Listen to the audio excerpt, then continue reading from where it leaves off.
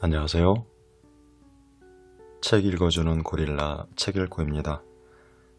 오늘은 여러분에게 제가 가장 아끼는 책 중에 한 가지, 이웃집 백만장자, 변하지 않는 부의 법칙, 이 책을 읽어드리겠습니다. 이 책은 원래 약 20년 전에 백만장자 불변의 법칙이라는 베스트셀러를 쓴 작가 토마스 스탠리의 그 책 출간 20주년 기념을 맞이하여서 그 작가가 2편으로 이웃집 백만장자 변하지 않는 부의 법칙을 집필한 건데요. 안타깝게 토마스 스탠리는 이 책을 집필하던 중에 교통사고로 세상을 뜨게 됩니다.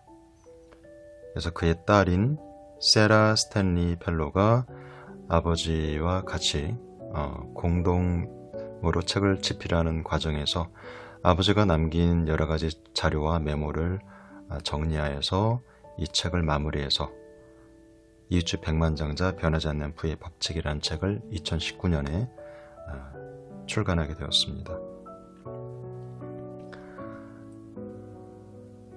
작가는 토마스 스탠리 그리고 그의 딸 세라 스탠리 펠로이고요. 출판사는 비즈니스 북스입니다. 자, 그럼 저와 함께 책 속으로 한번 들어가 보실까요? 구독과 좋아요, 알람 설정은 저에게 큰 힘이 됩니다.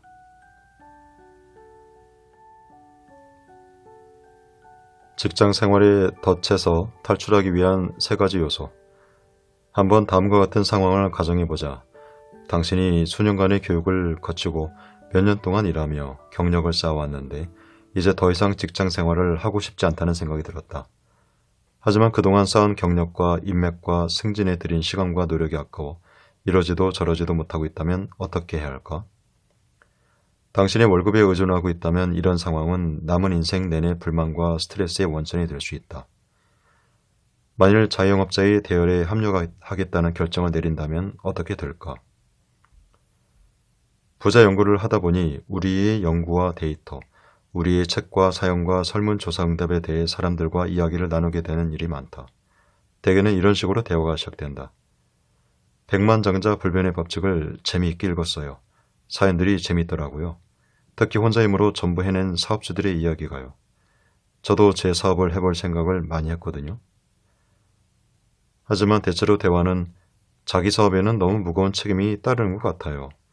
저는 정규직이 제공해주는 안정성과 복리후생 제도가 필요해요. 같은 이야기로 마무리되고는 한다.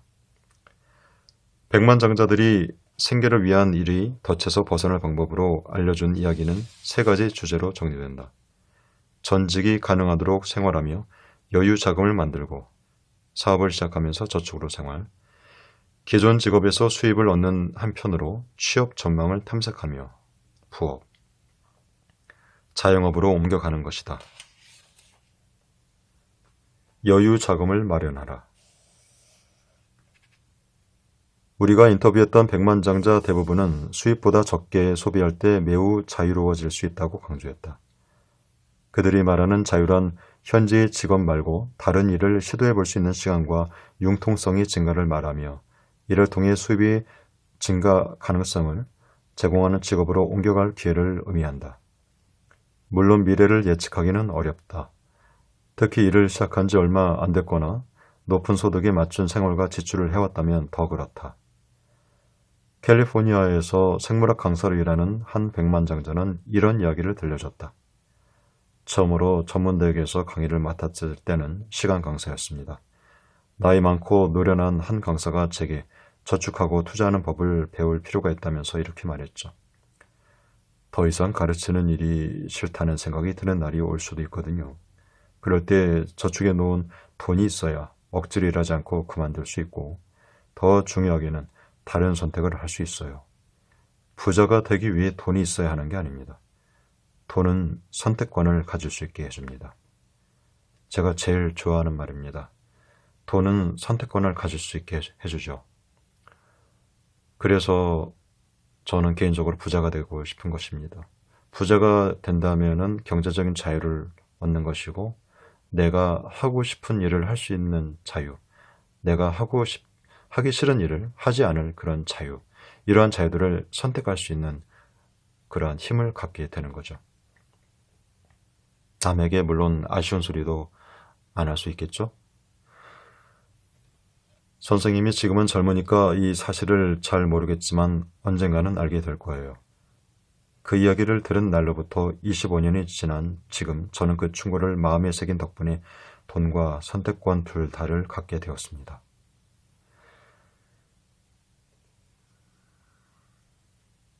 이분은 참 운이 좋은 것 같습니다. 이렇게 시간 강사로 일했을 때 동료 강사로부터 이런 이야기를 들었던 것은 참으로 천운이 아닌가 싶습니다. 이게 뭐 백만장자가 되라는 어떤 그런 이야기는 아니죠. 이 사람도 백만장자가 아닐 수도 있습니다. 지금도 캘리포니아에서 생물학 강사로 지금 현재도 일을 하고 있으니까요. 물론 여기서 백만장자라고 이제 언급은 했지만요. 정말 우리가 뭐 백만장자, 억만장자가 되는 것도 좋겠지만 일단은 경제적인 자유를 이룩해서 이런 돈으로부터의 자유, 어떤 내가 선택권을 가질 수 있는, 내가 직장을 잃어도 걱정하지 않을 정도의 어떤 그러한 경제적인 여유, 어떤 재산을 갖고 있다면은 그것이 정말 나에게 마음의 평안과 안정을 또 줄 수 있다고 생각하게 됩니다. 다른 사람들은 이런 사실을 나중에 깨닫는다. 하지만 그때 여유가 없다면 어떻게 되겠는가? 직업은 거주 지역과 마찬가지로 생활 방식에 큰 영향을 준다. 그리고 당신과 가족이 자유롭고 유연하게 경력의 큰 변화를 꾀할 가능성을 좌우한다. 과거 중견 기업의 영업 담당 임원이었던 베리 라이오넬의 생활 방식을 잠시 생각해보자. 그의 부모님은 공무원이었으며 그는 따뜻한 가정에서 사랑받으며 평탄하게 자랐다. 훌륭한 대학 교육과 더불어 일찍부터 일해본 경험으로 무장한 그는 빠르게 승진하기 시작했다. 그가 다니는 회사가 성공하고 그의 수입이 늘어남에 따라 그와 가족의 소비도 증가했다. 중산층 동네에 있는 침실 3개짜리 작은 집에 살던 아내는 남편의 성공에 상응하는 집이 필요하다는 결정을 내렸다. 그의 수입이 10만 달러를 넘어 연봉 18만 달러가 되자 라이오넬 가족은 고급 주택가에 있는 93만 5천 달러짜리 집으로 이사했다. 당시 그의 연봉의 5배가 넘는 가격의 집이었다. 하지만 그가 다니는 회사의 다른 임원들도 비슷한 수준의 집에 살고 있었다. 라이오넬 가족이 이사한 새 동네는 HOA, 자택 소유자 협회 회비로 1년에 약 1,500달러를 내야 했으며 동네 사람 대부분이 입회비가 8만 달러에 월 회비가 650달러인 컨트리클럽 회원이었다. 그때만 해도 라이오넬 가족 앞에 펼쳐진 모든 것이 장밋빛인 듯 했다. 하지만 곧 라이오넬 가족은 동료들과 새로운 지역사회의 주민들과 보조를 맞추느라 그달 빠듯하게 했다. 그러다 그의 회사가 다른 회사에 인수됐다. 회사가 매각되면서 그도 140만 달러를 받기는 했다. 하지만 달리 저축해놓은 돈이 없었으므로 그 돈이 사실상 라이오넬 가정의 전 재산이었다. 게다가 그는 고용 승계 대상에 포함되지도 않았다. 더 중요하고 심각한 문제는 라이오넬 가족의 소비 습관이 과거 그의 소득 수준에 맞춰져 있다는 것이었다. 라이오넬은 몇 번 사업을 시도했다가 실패했다. 그러나 가족의 과소비는 더 심해졌고 성인이 된 자녀들이 꾸린 가정 역시 소비 수준이 높았다. 그는 굉장히 열심히 일했지만 그런 노동의 결실을 즐기지 못했다. 결실이 생기는 족족 먹어치웠기 때문이다. 그는 확실하게 소득 명세서상 부자이며 자녀도 그렇게 만들고 있었다. 이것이 우리에게 주는 의미가 굉장히 많습니다. 억대 연봉을 받는다는 것이 중요한 게 아니고 그 수입으로 얼마만큼 나의 재산을 만들어 나가느냐가 가장 중요하다고 생각합니다. 아무리 억대 연봉을 받는다 하더라도 그 직장 생활이 평생 그렇게 유지될 거라는 보장은 없죠. 회사가 폐업할 수도 있고 정리해고가 될 수도 있고, 그런데 나의 연봉이 높아진다고 해서 그 높아진 연봉에 맞춰서 소비 습관도 고소비를 하고 있다면은 이러한 이 사람처럼 수입이 적어질 때 굉장히 어려움을 겪게 되겠죠. 이 때문에 우리는 누가 억대 연봉자라고 해서 부러워할 필요가 없습니다. 아는 사람이 외제차를 타고 다닌다 해서 그 사람이 정말 부자라고 믿어야 할 이유도 없습니다. 그 사람의 순 재산이 어떻게 되는지, 그것이 더 중요하기 때문이죠. 그가 거친 경로는 어떤 유형일까? 그야말로 소비 위주의 생활에 이끌려온 길이었다. 그의 경력이 쌓이면서 생활 방식이 어떻게 바뀌었을지 생각해보라. 그가 타는 차, 식사하는 곳, 어울리는 친구, 휴가는 여러모로 그의 수입과 직장 공동체에 의해 결정됐을 것이다. 어떤 소비재든 놓치지 않고 써보고 싶다면 그건 당신의 선택이지만 그 결과는 수학적으로 간단하고 명확하게 정해져 있다. 수입보다 많이 지출하고 은퇴를 대비해 저축하는 대신 지출하며 부자가 될 거라는 기대감으로 소비한다면 당신은 월급의 노예로 전락하게 된다. 나중에 수입이 어마어마하고 회사 매각 같은 일생일대 기회가 찾아온다 해도 말이다. 이웃집 백만장자는 사실 당신 안에 있다. 자신을 믿어라. 자신의 능력을 신뢰하라. 자기 능력에 대한 합리적인 자신감 없이는 성공할 수도 행복할 수도 없다. 노먼 빈센트 필.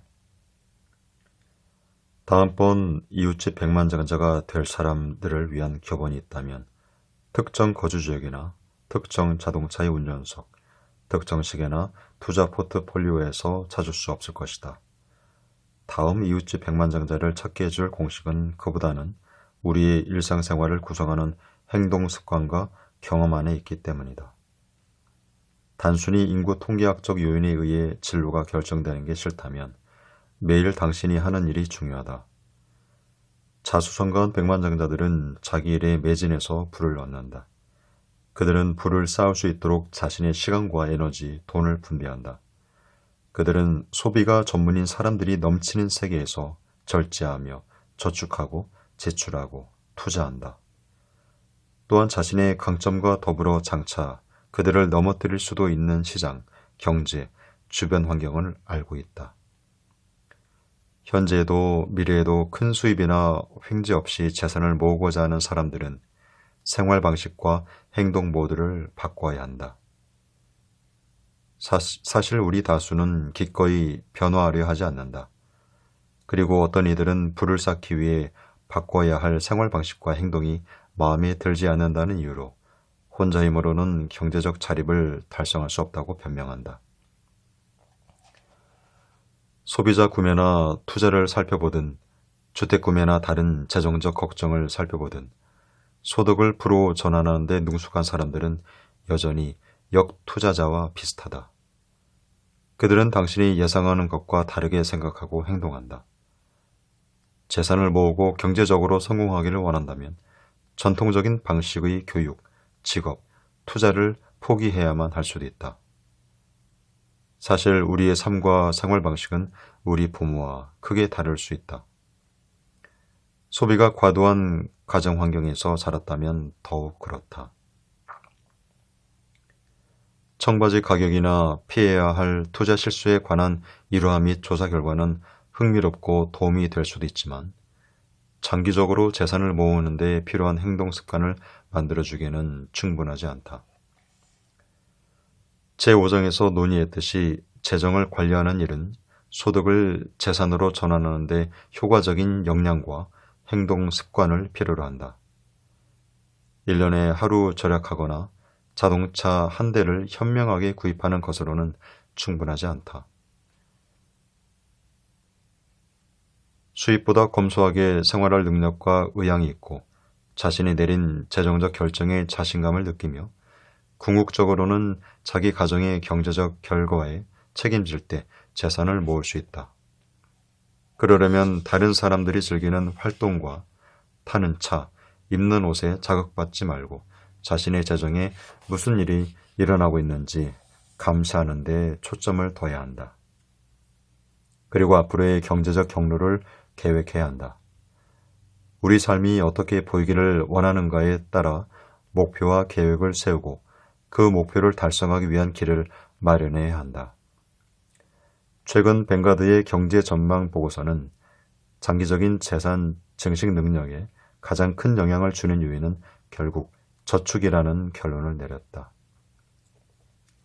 비록 우리가 선천적으로 돈과 관련된 결정에 자신감이 없거나 쇼핑을 취미로 즐긴다 해도 다행히 이런 행동 특성들이 천성과 양육이 다양하게 결합해 나타난 결과다.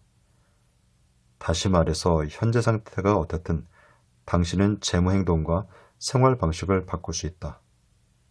또는 이렇게 표현할 수도 있다. 재산 축적 가능성이 높은 사람은 타고나는 것이 아니라 만들어지는 것이다. 반가운 소식이 아닐 수 없다. 우리의 재무 행동은 소속 집단이나 성별, 기타 요인들을 뛰어넘을 수 있다. 과거에 있었던 일이 미래를 어느 정도 예측은 해주겠지만 미래가 반드시 과거와 같지는 않다. 경제적으로 더 나은 앞날을 위해 집중하고 훈련한다면 더욱 그렇다. 고맙게도 지금은 재무 관리에 필요한 지식을 얻고 배우고 늘리기를 희망하는 사람들을 위한 자원이 1996년보다 훨씬 많으며 그중 다수는 무료로 쉽게 이용할 수 있다. 이 1996년이라는 이야기는 이 책, 이웃집 백만장자가 처음으로 세상에 나왔을 때 그 시기를 이야기하는 겁니다. 유익하게 사용한다면 기술은 더 나은 변화를 모색하도록 우리를 자극할 수 있다. 누가 미국의 대통령이든 가족의 출신 배경이 어떻든 우리의 재무 관련 행동은 언제든지 바뀔 수 있다. 네, 바뀔 수 있다를 떠나서 바꿔야 하겠죠. 불을 쌓아가는 여정을 즐겨라. 집안이 재력이 막강해서 생활 방식을 전혀 바꿀 필요가 없는 사람들은 어떨까? 스탠리 박사는 경제적 원조를 충분히 받은 사람들은 부를 추구해 본 적이 없어서 아마도 모든 것을 당연시할 것이라고 말했다. 오늘날 자력으로 재산을 모으기는 어렵다. 1996년에도 어려운 일이었다. 그러나 재산 축적은 가능한 일이다. 또 경제적으로 자립한 삶을 살고 싶다면 필요한 일이다. 재산을 상속받은 사람들은 어떨까? 아마 그들은 수월하게 살아갈 것이다. 재산을 물려받은 사람들도 그 재산으로 무엇을 하는지, 어떻게 활용하는지에는 상당한 개인차가 있다. 경제적 우등생 상속인과 경제적 열등생 상속인은 당신의 가족이나 이웃 중에도 있을 것이다. 재산의 전부나 대부분이 상속 재산인 백만장자를 나는 어떻게 분류할까? 나는 그들이 행운아라고 생각하지 않는다. 사실 그들은 기회를 박탈당한 사람들이다. 그들은 스스로 재산을 축적하는 데서 오는 큰 자부심과 만족감을 박탈당했다. 수많은 백만장자가 부자라는 목적지보다 부자가 되기까지의 여정이 훨씬 더 큰 만족감을 줬다고 말했다. 그들은 재산을 축적해온 역사를 되돌아보며 끊임없이 목표를 세우고 달성하면서 대단히 흡족했다고 회상했다.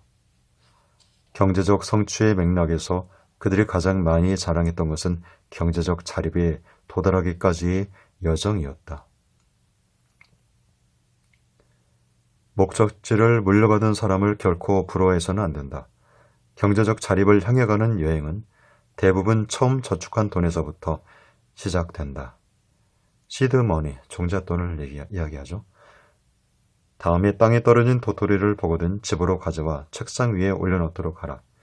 재산과 마찬가지로 거대한 참나무도 도토리 한 알에서 시작됐음을 상기시켜 줄 것이다. 백만장자 불변의 법칙을 읽은 사람이라면 내가 데이브 노스 박사와 했던 인터뷰 발췌문을 기억할 것이다. 데이브는 순 재산이 700만 달러가 넘는 현재 대차 대조표보다 경제적 자립에 이르기까지의 여정에서 훨씬 큰 만족감과 자부심을 느낀다고 말했다. 그는 나와 인터뷰할 때 재산을 모으기 시작했던 초창기에 자존감과 만족감이 어떻게 올라갔는지 이렇게 설명한다. 11살 때 저는 식료품 가게에서 일하면서 50달러를 처음으로 저축해봤습니다. 요즘도 마찬가지죠. 요즘은 저축 단위가 달라졌을 뿐이에요. 액수는 커졌어도 규칙도 같고 절제하는 것도 같습니다. 제가 학교에 다닐 때 아내는 교사였습니다. 우리는 수입이 적었어요.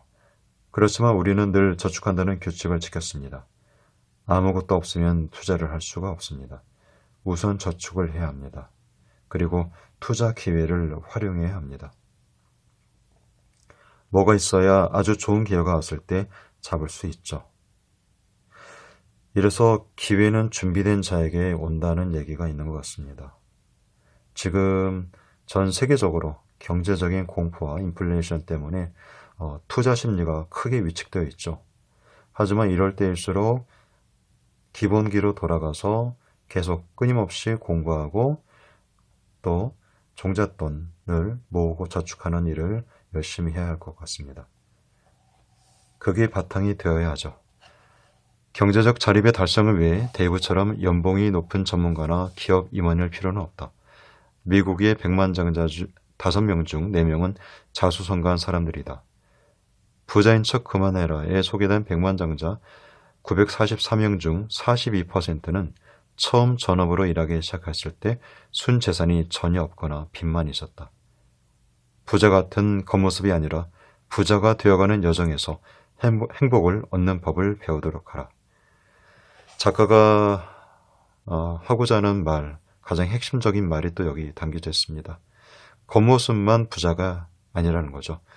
번지르르한 겉으로 볼 때만 멋진 차, 화려한 옷, 비싼 집에서 사는 것이 아니라 정말 실질적인 부자가 되는 것.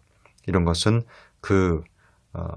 아끼고 절약하고 또 성실하게 인내하는 그러한 습관을 형성하면서 살아가는 데 있어서 그러한 과정에서, 여정에서 만족감, 성취감, 이런 행복을 얻는 그러한 즐거움을 누리라는 것이죠. 삶을 통제하고 소비에 통제당하지 않는 데서 끊임없는 기쁨을 경험하도록 하라.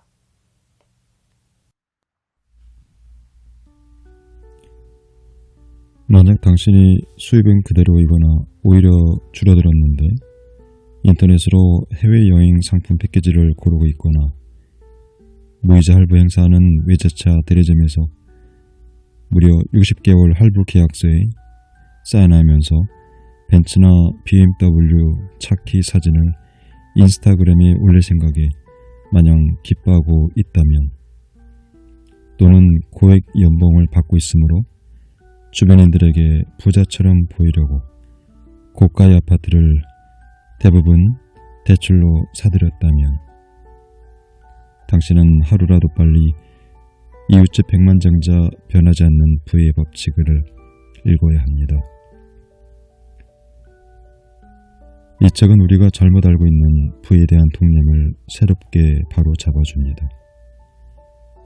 소득이 재산이나 된 것처럼 착각하고 순 재산보다 부채가 더 많은 상태인데도 과소비를 일삼으며 율로족과 플렉스의 착각 속에 빠져 사는 많은 사람에게 이 책은 돌이킬 수 있는 경제적 기회를 선사합니다.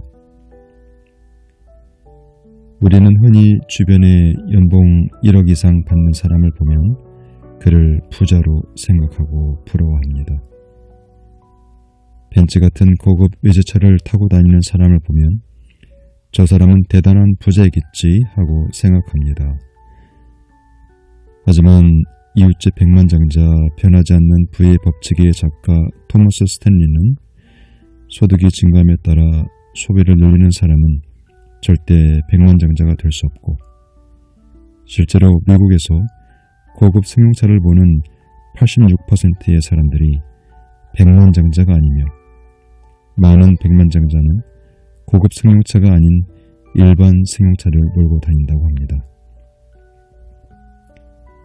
억대 연봉이, 비싸고 호화로운 집이, 값비싼 외제차가 부를 의미하고 이것을 소유하면 부자가 되는 것으로 착각하는 사람들에게 작가는 명확하게 이것들은 부가 아니다 라고 정의합니다.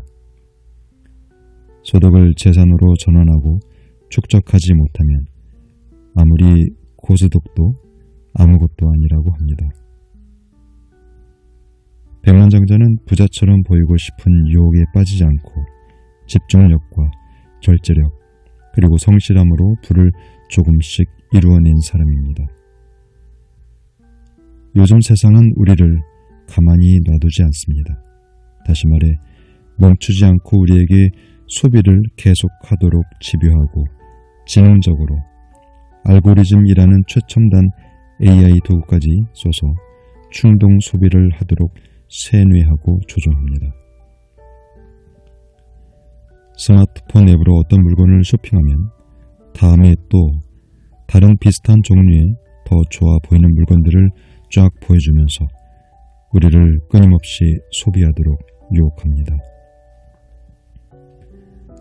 인스타그램을 열어보면 한결같이 멋진 호텔, 여행, 차, 명품 가방, 신발 등으로 치장한 사진들로 도배되어 있죠. 이런 경쟁적인 지름신들의 강림장인 SNS에서 나 혼자만 결핍과 가난한 것 같은 끝없는 자괴감을 들게 만듭니다. 이 때문에 우리가 소비 지향적 삶에서 탈피하여 나의 재산을 늘리는 삶으로 바꾸려는 대단한 용기와 절제력이 필요한 것이죠. 소비 지향주의 삶에는 절대 만족과 행복이 없습니다. 왜냐하면 나보다 더 좋은 것을 가진 사람들은 끝도 없이 생기니까요. 가진 게 많다는 것은 그 사람이 거기에 얼마나 많은 돈을 썼는지 말해줄 뿐 얼마나 가치 있는 사람인지는 말해주는 것은 아니라고 합니다.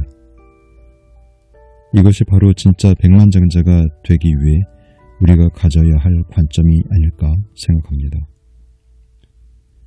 소득을 재산과 부로 전환하는데 능숙한 사람들이 처음부터 이런 재능을 타고난 것은 아닙니다. 끊임없는 노력과 학습 그리고 인내와 절제력으로 이런 것을 후천적으로 배울 수 있다고 합니다. 그러니 나는 안 돼 하고 포기하지 마세요. 누구나 가장 쉽게 시작할 수 있는 첫걸음은 바로 제가 소개해드린 이 책 이웃집 백만장자 변하지 않는 부의 법칙을 사서 읽는 것입니다. 고작 2만 원도 안 되는 한 권의 책이 당신을 백만장자의 길로 들어서게 할지도 모르는 일이죠. 고맙습니다.